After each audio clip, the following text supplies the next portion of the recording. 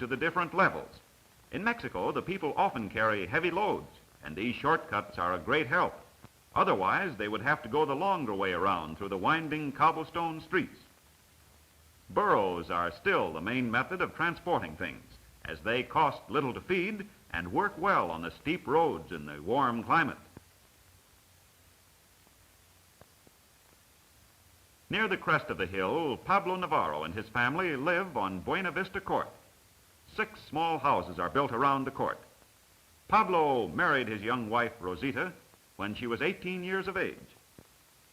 Now they have 2 children, Tina and Juan. Tina's real name is Christina, but they call her Tina for short.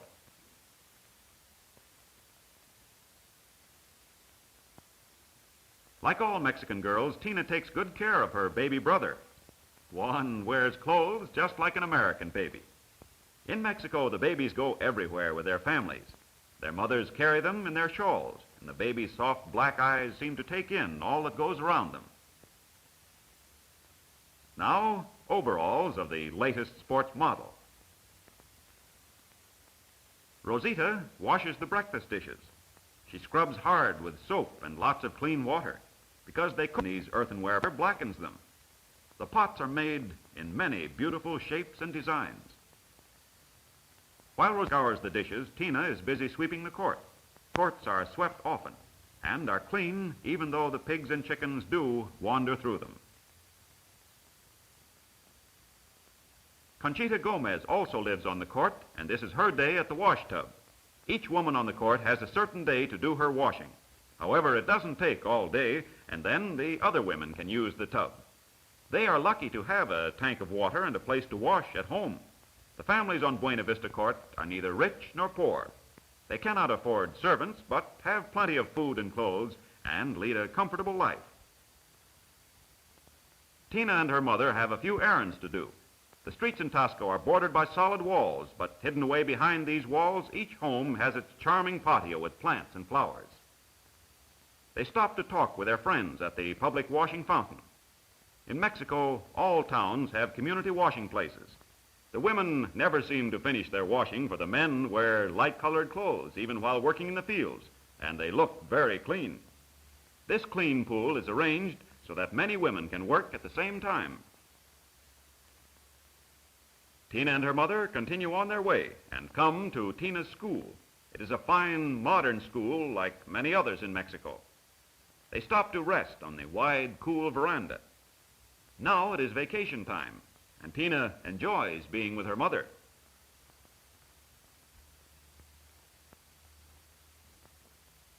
Back at Buena Vista Court, Senor Gomez plays with his son Ramon. Senor Gomez is a silversmith. Look out! Whoop! Oh, well, accidents will happen.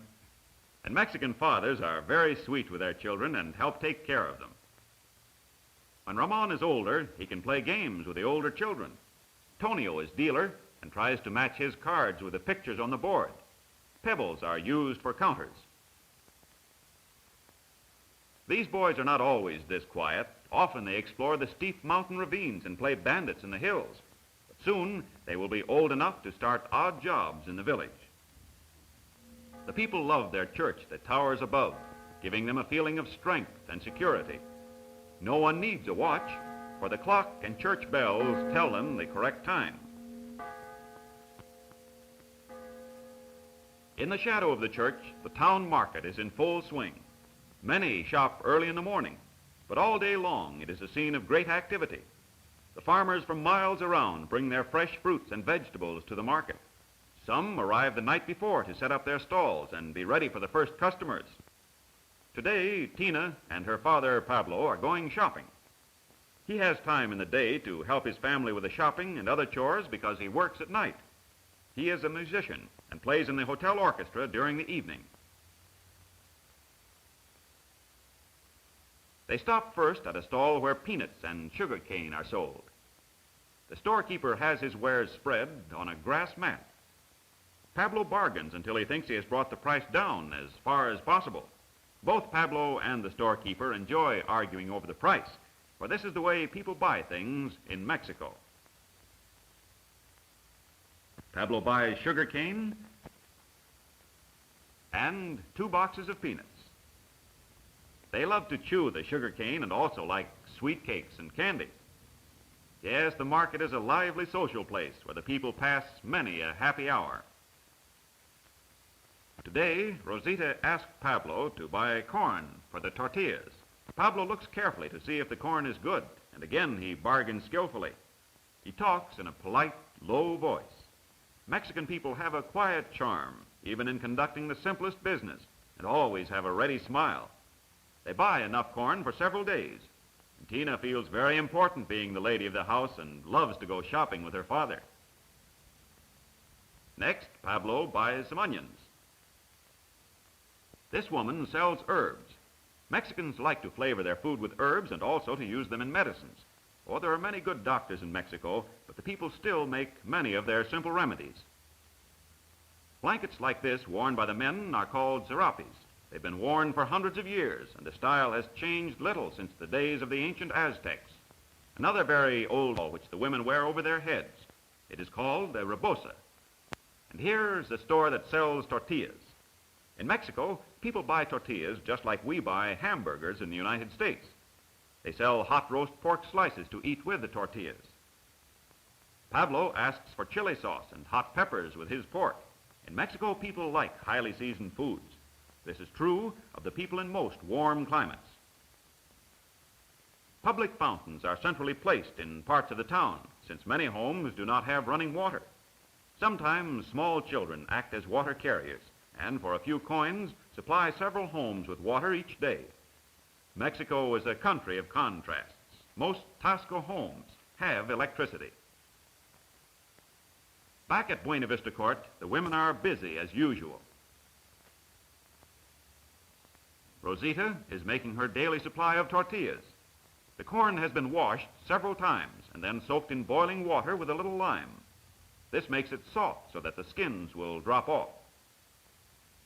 Rosita works the corn back and forth on a stone slab called a metate. She uses a stone rolling pin. She adds water until the dough is the right mixture, and then the dough is kneaded and rolled into a ball. She tosses it skillfully and swiftly from palm to palm, and then pats it thin. In Mexico, a housewife is judged by her ability to make light tortillas. The mothers have handed this knowledge down to their daughters for generations. For even before the Spaniards came to America, corn was the main source of food. The Navarros eat tortillas with their breakfast at 9 o'clock. This is a hearty meal, for they've been up since 6. Then again, at 3 o'clock, tortillas are served with their main dinner, with meat and vegetables. At night, about 8, they have a light supper of coffee and bread. Sometimes Rosita takes the corn to the store in the village, where a machine does the tedious work of grinding the corn into the soft, damp cornmeal. Polly sings softly to Rosita as she works. Well, Polly, want a tortilla? Grandfather Garcia often tells the children stories of his travels when he drove a pack train through the country. He tells of beautiful Lake Pátzcuaro with its famous island of Janitzio. On its summit, a monument has been erected to the memory of their great leader of the people, Morelos. Here the people continue many of the old customs. They fish from canoes dug out of logs, similar to those used hundreds of years ago. Some of these canoes are 40 feet long. Perhaps the children like to hear best about the beautiful coast cities, where the ships dock with their magic cargoes from the Orient, and where fearless swimmers dive from the mountain cliffs over 100 feet high into deep, rocky pools. A number of men have lost their lives in this daring feat. They hold their breaths. There he goes.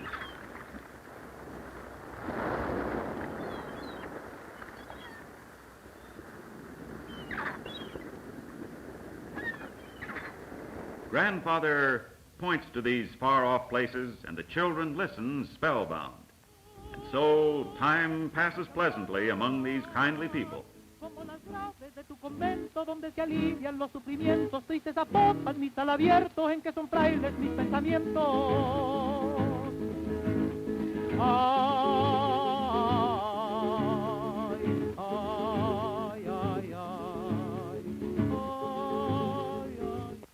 Grandfather is not well enough to work, but he still manages the court. He drives the pigs into the barnyard below the house, but they will soon sneak back. They wander out on the village streets, but find their way home at night. He tells Pablo what he wants him to feed the burros, Domenico and Angelita. Sometimes Mexicans keep the hay on the barn roof where the animals cannot reach it. The burros have such funny faces. One never knows what they are thinking. Well, at least they like eating.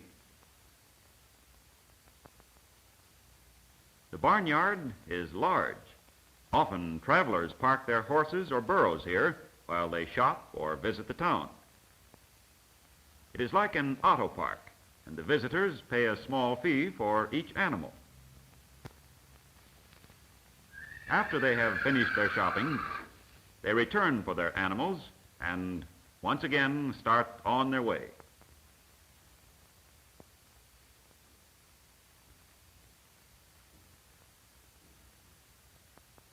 Today is a fiesta day. Taxco has many fiestas, and Tina thinks it's great fun to go, especially with her father. This fiesta is in honor of the Saint Prisca. Yesterday, the bishop came and blessed the new seats in the cathedral. This beautiful church was given to Taxco by a Frenchman, Don Jose de la Borda. He came to Mexico in an early day and discovered silver in the mountains. He became rich and wanted to share his riches with the people, so he gave them the church. Taxco is still a mining center. Every month, 3 tons of silver from here are used to make the beautiful Mexican jewelry that is famous all over the world. Many of the quaint shops along this street make and sell silver articles. The fiesta takes place in the town square or plaza, in front of the great church which looks down on their gaiety. The church fathers encourage the good times because they know these hard-working people need to relax and have fun.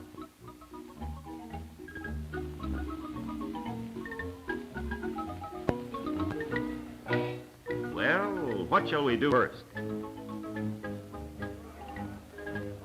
Aha, Tina wants to ride the whirligig. The attendant fastens, and she's all ready to be on her way. Off they go.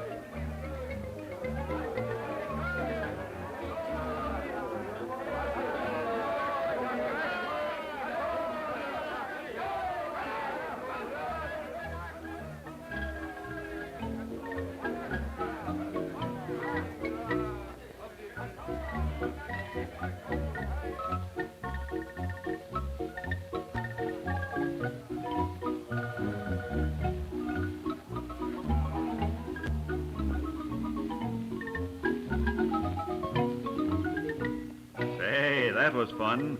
Well, the ride is over and Pablo unfastens her belt. And now where shall we go? Well, how about a cool drink? Good. Tina meets her friend Dolores. Pablo gives them money to play the games, just as fathers do all over the world. Next, how about a game of hoops?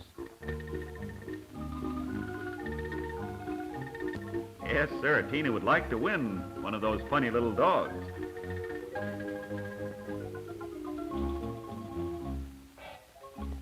Throw, and a miss. Few strikes, but not enough to win. Well, let's have some Mexican candy, huh? I think I'll take one of those, and one of those.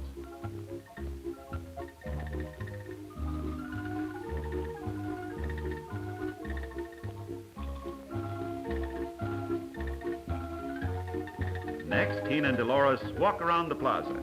When they are about 16, they will follow the Mexican custom of walking around the square in the evening. Girls do this in the smaller towns of Mexico, and this is where they meet the boys and get to know them. Often they dance in the square and have band concerts. Mexican girls are carefully chaperoned, and so they work and play under the kindly guidance of the church. The bells ring, and Tina and her father wish to give thanks for their many blessings. Tina puts on her veil, and they enter the quiet church. And we will leave them here, a good people, charming, happy, artistic, and skilled.